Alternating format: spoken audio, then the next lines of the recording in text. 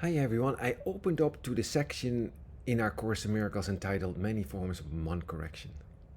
And it really talks about how a host of problems seem to confront you throughout the day.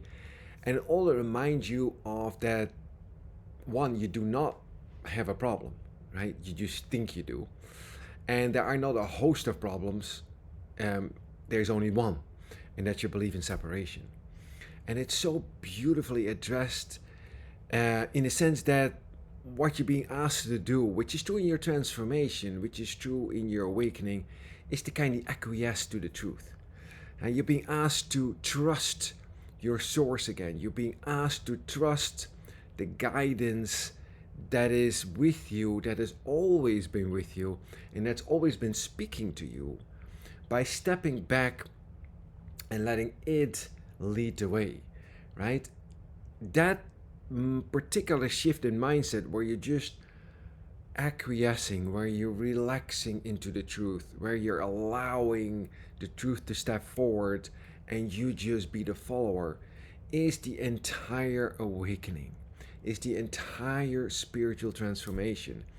It looks like it's such a big deal, it really isn't, but it's all the deal there is, right? Because what you have learned in your awakening is how heavily you defended you are against the truth, how you're depending upon your establishments, how you're depending on everything that you set up here in this world.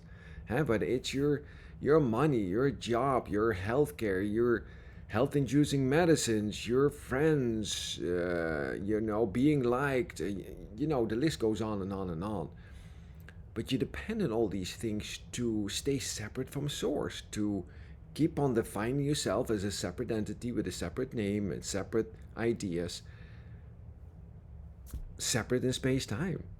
And it's that necessity to allow truth to take over, to allow the guidance to step forward and show you, that is in some ways the most easiest, and in some ways the most hardest, because really it's the only thing. I love reading some from this section, and I will. It says, it is not difficult to understand the reasons why you do not ask the Holy Spirit to solve all problems for you. He has not greater difficulty in resolving some than others. Every problem is the same to him, because each one is solved in just the same respect and through the same approach. The aspects that need solving do not change whatever form the problem seems to take.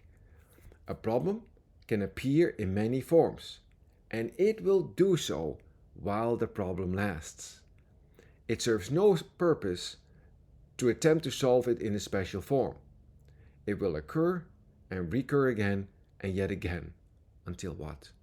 It has been answered for all time, and it will not rise again in any form. And only then are you released from it.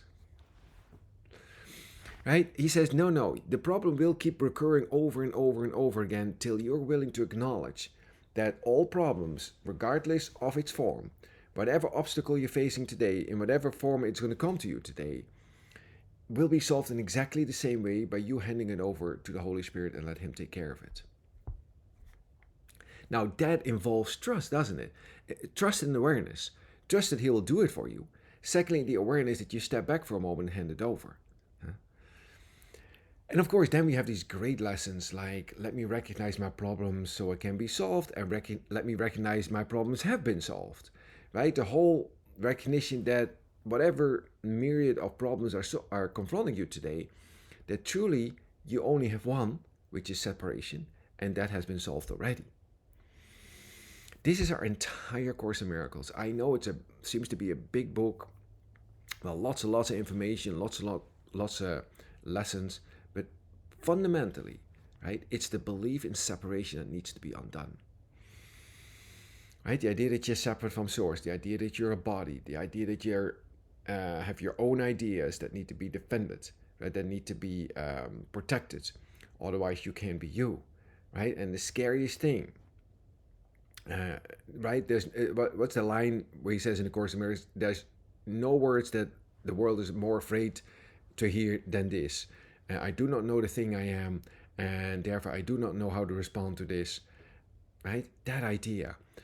It's the most scariest thing to stand there for a moment in your unknowing, right? Here's you need to respond to this, you're being confronted with something, and stand there for a moment. Don't fill that blank space in. Let it be what it is for a moment and ask for help and step back. Right? Because you're so conditioned by the world that to respond to everything, you know how to respond to this, respond to it. And your first response is never the correct one. Because generally speaking, unless you've been training your mind real diligently using A Course in Miracles, is to respond with fear, defense. Huh? Whether you realize it or not, it may not necessarily look like that, but it truly is. But to stand there for a moment and not respond and step back and ask for help, that takes a little practice.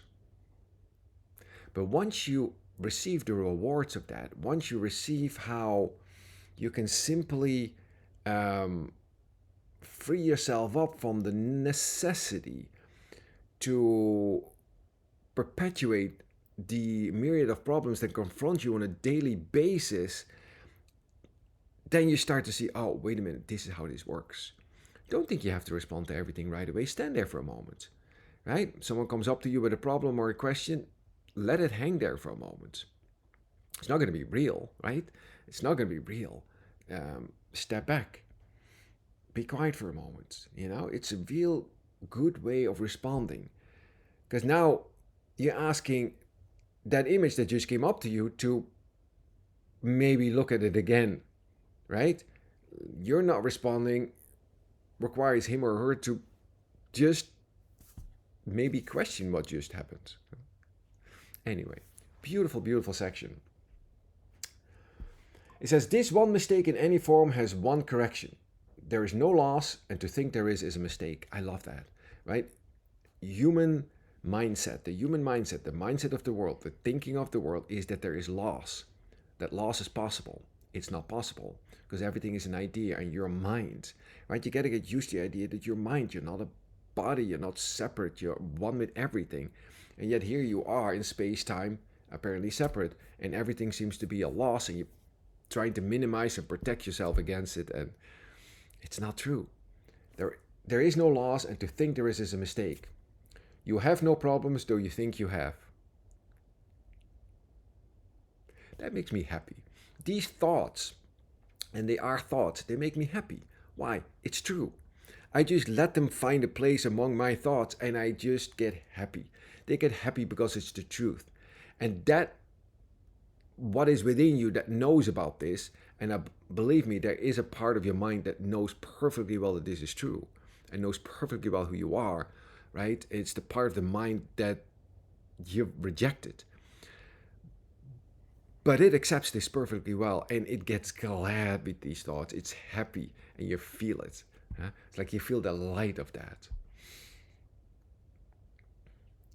You have no problems, though you think you have, and yet you could not think so if you saw them vanish one by one with regard to size, complexity, or place and time, or any attribute which you perceive that makes each one seem different from the rest. Think not, the limit you impose on what you see can limit God in any way.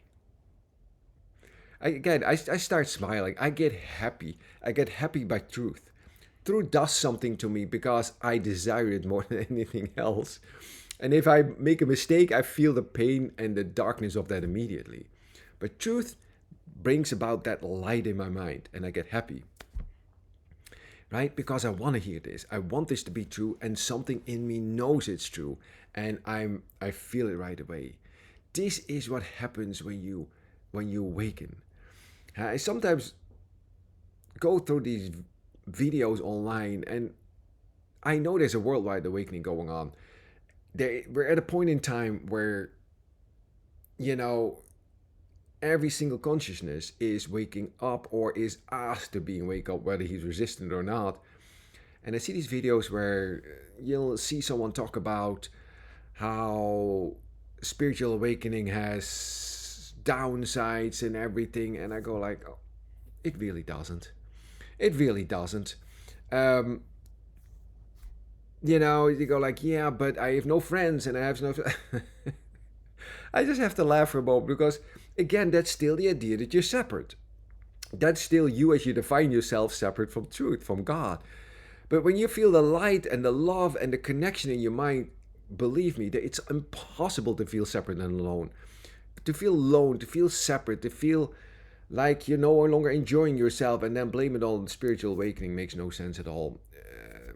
Awakening is just brings about happiness. God's will for you is perfect happiness. It's not anything else. So really, it's just another step you have to make, right? You have to let go of that definition of yourself.